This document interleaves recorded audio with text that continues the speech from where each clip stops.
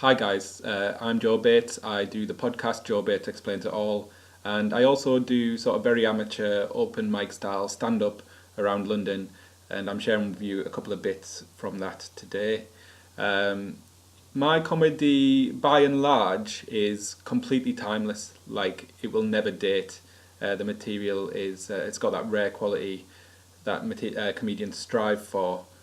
But there are the odd bits that I've done which might date a little bit. So the bit about Pancake Day that I uploaded a couple of days ago, it's always going to work. It's always going to go great.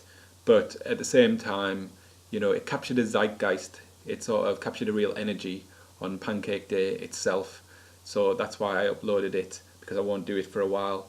And the same with these two bits here. So there's a bit about my broken finger, a short bit, which will work best whilst my finger is broken, and it's already healing. I don't need to have the splint on anymore.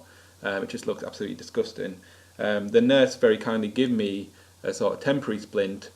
She said, because in case you want to do the bit about your finger again, and I do put this splint on for this bit when I'm going to perform it here, but it's all a facade. I don't really need it. It's just to help you, the viewer, try to get into the material. The Brexit bit is, my finger will heal, but the Brexit stuff, will never work out. So the Brexit bit probably still seems relevant, but it's getting a bit dated. It worked best around about August 2017.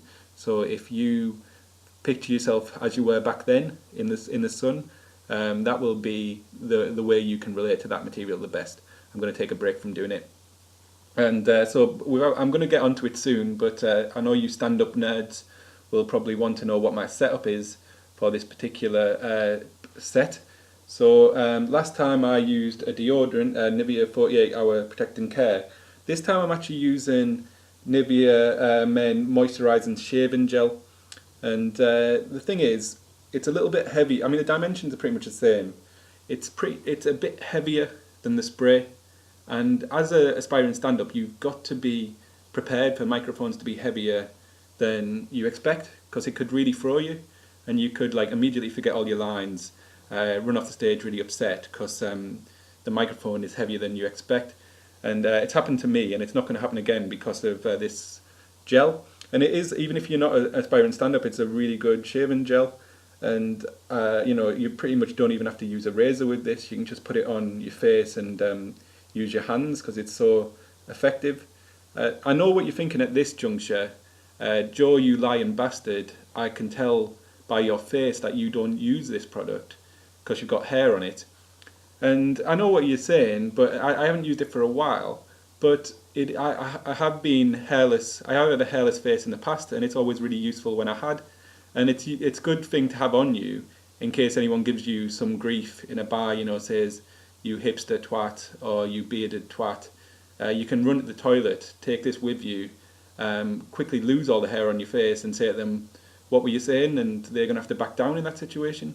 So I definitely recommend it. It's really good. I'm sure, it's probably on offer somewhere, but it's worth buying anyway. So without any further ado, you can also, for more setup information, I'm also wearing glasses in this bit. Because it's a slightly more satirical bit than my Pancake Day material. So it works better with glasses. So you might want to try that if you're ever doing satirical material. So here you go. Hi guys, I've been working on making my comedy a little bit more relatable. So I'm going to give that a try tonight. So here we go. So has anyone here recently broken their finger by trapping it in the security door of their nana's care home in Middlesbrough? You don't have to answer, we all have. It happens to us all, it's a massive pain. But for me it's particularly difficult because I've been told, I've heard on the sort of care home grapevine, that security door is actually faulty and I could be in line for some compensation if I pursue it. And it gives me a very difficult decision, because I could just leave it. Because, my nana's really happy there, the staff are all brilliant, it's a wonderful home. Or I could sue the shit out of them and go on the gap year that I've never had. And it's difficult because if I do that, the quality of my nana's care will probably deteriorate. The people in the care home will probably start resenting her. It'll just be like quite negative for her, I think.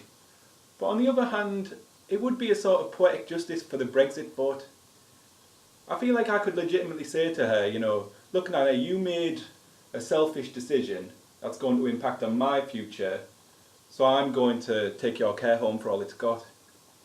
I'm seeking legal counsel on that, so we'll find. I'll keep you updated as the case continues. But I do hate being reminded about Brexit. I live in a large shared house, and whenever I'm reminded about Brexit, it reminds me of times when you're going through your house, like looking at all the things that need to be fixed. So, the bathroom tap's leaking, the light in the hallway is not working, the clock in the living room is slow. And then you get to the kitchen and you remember that, oh yeah, the kitchen sink is entirely blocked up with human shit. I can't believe that I forgot that was on my list of chores. But obviously you can't start with that one because it's like too big of a job. So you start with something smaller. But it's hard because the kitchen sink being in that state is very distracting.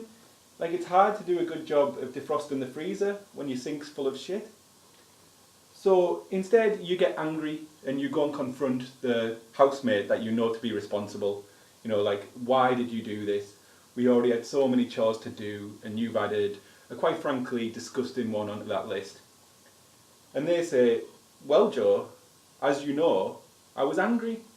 I was angry at the amount of people coming into the kitchen, and I thought by doing this I could possibly stop that from happening.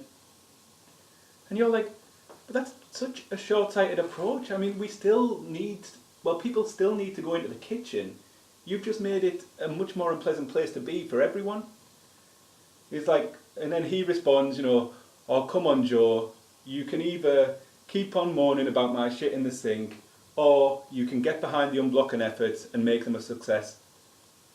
But like you say, like, well, I think it's actually a legitimate thing to moan about, like, especially because all the kitchen experts we spoke to said this was a bad idea, and you just went and did it anyway. And then he's like, oh well, I think we've all heard enough from kitchen experts. But also, Joe, remember, I would never have done this if you hadn't given me the choice. You said to me, and I quote, I could either get used to the fact that people can come into the kitchen whenever they want, or I could repeatedly shit in the sink and see what happens. And he's got you there because you did say that, and I do regret saying that to him. But at least on the other hand, he's at least give you a handy sort of extended metaphor for Brexit. Funny stuff, I'm sure you'll agree. But unfortunately I won't be doing them bits again for a while, until either I somehow contrive to break my finger again in the same security door, or Brexit becomes slightly less tedious of a topic to talk about, which that will probably never happen. So, but the bit that I follow the Brexit bit with normally is a bit about Jeremy Corbyn needing to appeal to more racist voters to win the next election. And the council elections are actually coming up soon, and also there's been a whole new Jeremy Corbyn anti-Semitism thing just hit the news yesterday.